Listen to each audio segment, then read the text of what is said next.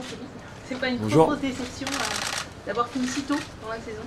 Si, bien sûr, c'est une déception, mais en même temps, avec du recul, c'est vrai qu'on a fait une série on va dire, 3-4 ans quand même assez incroyable avec l'équipe, d'aller en finale de conférence, finale NBA, finale NBA, et après on a enchaîné l'été aussi avec l'équipe de France et 2 finales européennes, donc c'était beaucoup de basket à un très très haut niveau, et donc si on relativise, on se dit que c'est vrai que c'est dommage parce qu'on avait les moyens de pouvoir faire quelque chose. On s'était bien rattrapé en fin de saison, remonté jusqu'à la 2e place, et après on n'a pas réussi à gagner les matchs qu'il fallait pour justement continuer l'aventure. Mais globalement, on a tout donné, et on peut pas regretter, quoi. On a donné tout ce qu'on avait, et avec les blessures, les hauts et les bas de la saison, je pense que maintenant il faut se reposer et revenir plus fort l'année prochaine. Vous savez ce qui a manqué peut-être? Il y a eu des blessés, il y a eu Ce qui plein nous de a choses. manqué, ça se joue à rien. De toute façon, le Game 7, on mène 2-1, on mène 3-2, et puis après le Game 7, on est à +3, +4 à 2 minutes de la fin. Et les Clippers, après, ils ont mis des gros tirs. Il faut leur donner du crédit aussi. Ils ont mis vraiment des tirs difficiles. Et c'est là où des fois, comme je disais, tu relativises, tu te dis bon, peut-être faut que la roue tourne. On a quand même gagné pendant beaucoup d'années avec San Antonio. Ça fait 15 ans qu'on joue à un très très haut niveau, et les Clippers, ils nous avaient jamais battus en playoff. Donc voilà, je leur donne du crédit. C'était vraiment un match extraordinaire, le match 7. Et on en tirera les leçons, et comme on reviendra plus fort l'année prochaine. Quel bilan vous tirez de vous personnellement de votre saison? Moi personnellement, ouais, une saison un peu difficile quand même. Bien commencé, après j'ai eu ma blessure à l'ischio, qui m'a quand même embêté pendant pas mal de temps. Et puis après des trucs d'usure avec le tendon d'Achille en playoff. Donc c'est vrai que c'était pas ma meilleure saison, ça c'est sûr. Et ça va me donner beaucoup de motivation pour l'équipe de France, et après revenir à mon meilleur niveau l'année prochaine. Ça va me faire changer un peu ma préparation, parce que c'est vrai que l'année dernière on a été champion NBA, donc mon préparateur physique et les médecins des Spurs m'ont dit bon, repose-toi, fais rien pendant 2 mois, 2 mois et demi, et après tu reviens et on enchaîne la saison. Et donc là, je vais faire différemment. Je vais prendre qu'un mois de vacances. Donc à partir du 1er juin, je vais commencer à me remettre en forme, à faire beaucoup de muscu pour justement éviter un peu toutes ces petites blessures. Donc je vais faire un programme que j'ai jamais fait avant en fait au niveau de la muscu. Je vais vraiment faire beaucoup plus que d'habitude. Parce que bon, je vieillis, hein, c'est comme ça. Et maintenant, le corps il répond pas aussi, on va dire, rapidement que quand j'étais plus jeune. Donc il faut que je fasse plus de choses au niveau physique. Et donc je vais faire les efforts nécessaires pour justement arriver en pleine forme en équipe de France. Parce que d'habitude j'utilisais l'équipe de France pour me remettre en forme, alors que là je vais arriver déjà en forme. Et la motivation est toujours là? Ah, la motivation elle est intacte, bien sûr. Elle est toujours là. On a une super belle opportunité de faire quelque chose d'incroyable en septembre avec l'équipe de France. Et avec les Spurs, on n'est jamais mort, hein. À chaque fois, les médias ils nous enterrent, mais on sera toujours là. Et je sais que coach Popovic et R.C. Buford ils vont faire les changements nécessaires pour que l'année prochaine, on soit encore très très fort. Avec tout ça, est-ce que vous avez eu le temps de suivre comme il faut ce qui se passait du côté de l'Asvel? Oui, bien sûr. Que vous avez bien fait sûr. un changement d'entraîneur dans la saison? Ah non, c'est vrai que c'était une première saison, on va dire, à la présidence de folie, on va dire. Vraiment une année où on a beaucoup appris, et pas une saison facile, hein. On avait beaucoup d'espoir, et c'est vrai que on va dire le démarrage de la saison, le fait de ne pas se qualifier pour l'Euroleague, c'était un peu difficile, on va dire, au début. Après, il y a eu l'épisode de Pierre Vincent qui a été très difficile. Après, il y a le départ d'Edwin Jackson qui a été très très difficile. Donc pour une première année à la présidence, c'est vrai qu'il y a beaucoup de choses qui s'est passé, et je pense qu'on s'en est pas trop mal sorti. On a réussi à trouver un accord avec Alex Hacker, Après, on a notre meneur qui se blesse et qu'il est out pour la saison. Donc ça aussi, c'était un autre coup dur parce qu'on fait un gros match à Limoges, on gagne à Limoges et après, tu apprends que ton meneur il est out pour la saison, donc c'est pas facile. On arrive à trouver Micham, on a de la chance avec un accord avec Milan. Et donc, on a dû un peu bricoler quoi, toute la saison.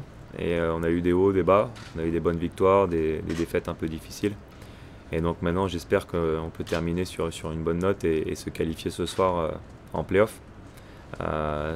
Après, on en tirera les leçons, ce qui se passe ce soir. Mais de toute façon, je suis là de toute façon, pour le long terme. Hein. Donc là, je vous fais un bilan de la première saison, mais un club, je compte le garder pendant 25-30 ans et le faire grandir. Donc il faut être patient. Donc c'est vrai que sur une première année avec Gaëtan, on est excité et tu veux gagner tout de suite, mais ça se passe pas comme ça. Notre grand ami Olas, il n'a pas gagné tout de suite avec Lyon Foot. Il a mis du temps. Après, il en a gagné 8 d'affilée. Donc, si on peut faire ça un jour, ce serait pas mal. C'était 7, pardon. Ouais, 7, pardon. Est-ce que tu regrettes certains de tes choix en termes de recrutement? Non, franchement, non. Non, je regrette pas. Parce qu'on les a décidés en équipe et avec le coach qui était en place. Et donc après, les décisions d'équipe, moi je les appuie tous. Hein. Je vais pas dire ah oui c'est moi qui a choisi lui et puis Pierre a choisi lui et Gaëtan a choisi lui. Non, on est une équipe et on fait les choix ensemble. Qu'est-ce qui a coincé en début de saison à l'automne? Qu'est-ce qui a coincé? Je sais pas. C'est dur de dire un truc qui a coincé.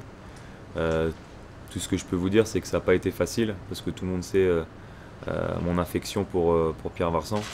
Et que je l'adore et que c'est un ami et que je pense toujours que c'est un grand coach. C'est juste que voilà, on va dire, ça n'a pas pu marcher avec cette équipe-là, mais ça remet rien en cause ses qualités de coach.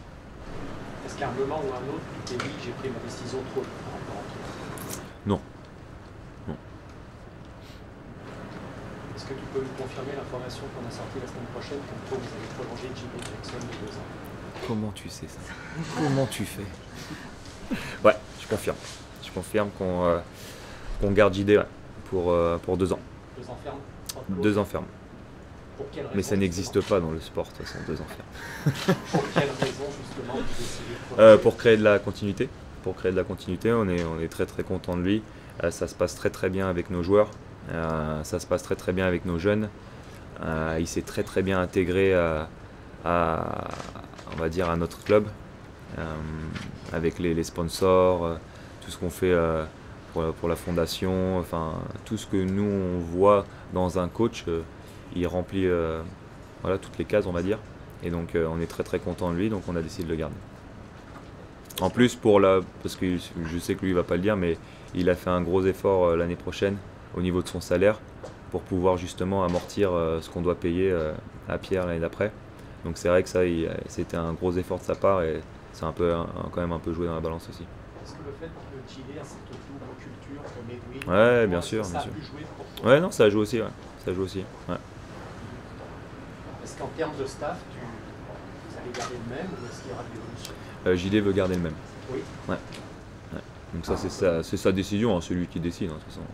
Ça, c'est lui qui décide. Sauf que logiquement, Nordin doit s'écarter un petit peu du staff l'année prochaine. On n'en veut plus de Nordin. Ouais, c'est ça. Ouais, Nordin, il sera maintenant General Manager. Et donc, il sera, on va dire, un peu mon bras droit. C'est lui qui va prendre le relais, justement, pour parler avec tous les agents, le centre de formation, toute notre philosophie qu'on veut mettre en place sur le club. C'est Nordin qui va s'en occuper. Ça fait longtemps que j'avais ça en tête pour lui. Et donc après une bonne discussion, il était partant à 100%. Donc il est officiellement, on va dire, JM l'année prochaine. Nordin, c'est un historique de l'ASVEL. Est-ce que c'est important justement par rapport à tout ce que tu as dit? Ouais, c'est clair que ça a influencé mon choix. Hein, parce qu'on a eu beaucoup de dossiers. Il y a beaucoup de gens qui ont postulé pour le poste de JM. Parce que j'ai dit depuis le début, hein, quand je suis arrivé, que je cherchais un JM. Et après, en regardant tous les noms, je voulais continuer l'aventure avec Nordin. Et c'est vrai que l'impact qu'il a dans le club, l'amour qu'il a pour le club et la relation qu'il a avec tous les gens a été déterminant dans ma décision. La saison n'est pas finie, Tony, mais est-ce qu'il y a déjà des idées de recrutement? Est-ce qu'il va y avoir des gros changements? Non, pas pour l'instant. Non, pas pour l'instant. Pas pour l'instant, parce que ça dépend de voilà, si on se qualifie pour les playoffs, est-ce qu'on a une Coupe d'Europe, quelle Coupe d'Europe. Donc pour l'instant, on n'a pas trop réfléchi sur le recrutement. Est-ce que vous allez postuler à nouveau à Cannes en Euroleague si vous n'obtenez pas évidemment le ticket en étant champion? Ouais, pourquoi pas. Pourquoi pas. C'est pas décidé vraiment? Non, c'est pas décidé, il a pas fait d'annonce, Jordi. Mais oui, bien sûr qu'on va postuler. On remplit quand même pas mal de cases par rapport à l'Euroleague au niveau d'influence. On était dans le top 3 de l'Eurocup. En Pro A, je crois qu'on est numéro 1, je suis même pas sûr si on est numéro 1. Donc tous nos projets, il le connaît avec l'académie, la salle, il sait qu'on y travaille. Donc bien sûr qu'on va postuler. Justement, quelle est ton analyse du conflit qui oppose aujourd'hui l'Euroleague et la FIBA, et est-ce que le président Tony Parker pourrait pas se retrouver un porte-à-faux dans la mesure où le président de la Fédération française a demandé au club français de se positionner pour la FIBA? Ouais, je sais. Franchement, pour l'instant, je sais même pas trop quoi y penser. C'est dommage. J'ai envie de dire que c'est dommage parce que je pense que pour le basket, si on veut être fort en Europe, il faut qu'on soit ensemble. Et là, pour l'instant, bon, ça se passe pas trop mal. J'espère que ça va se résoudre. Donc, après, nous, quelle position on va prendre, j'ai pas encore trop décidé. On a des réunions par rapport à ça lundi. Mais pour t'avouer, Luc, je sais pas trop quoi penser. J'espère qu'ils pourront trouver une solution et qu'on aille tous ensemble. Parce qu'il faut qu'on soit ensemble. C'est difficile de faire quelque chose de bien s'il y a des guéguerres. Est-ce que vous annoncez que vous restez les autres quel est le calendrier, les prochaines étapes? La prochaine étape, je pense que l'académie, c'est la prochaine étape pour nous, que l'académie sorte. Ça, c'est prochaine, on va dire la première marche pour nous, de créer notre centre d'entraînement et faire développer notre centre de formation. Après, c'est la salle. La salle, ça aussi, on va dire, c'est la clé quand même du succès de ce projet. Et après, c'est de se maintenir et être en Euroleague tous les ans. Si vous n'avez pas la même carte pour l'Euroleague, éventuellement pas pour l'Eurocup, est-ce que vous êtes prêt à aller faire l'Euro Challenge et éventuellement briguer une victoire comme celle de Nanterre cette année? Déjà, félicitations à Nanterre, c'est génial ce qu'ils ont fait. J'ai envoyé un texto à Franck Le Goff et Joe, qui sont les amis. Donc franchement, j'étais vraiment content pour le basket français. C'était vraiment génial, ça faisait longtemps qu'on avait gagné une Coupe d'Europe. Et pour répondre à la première question, ouais, bien sûr, si on peut faire l'Euro Challenge, on fera l'Euro Challenge.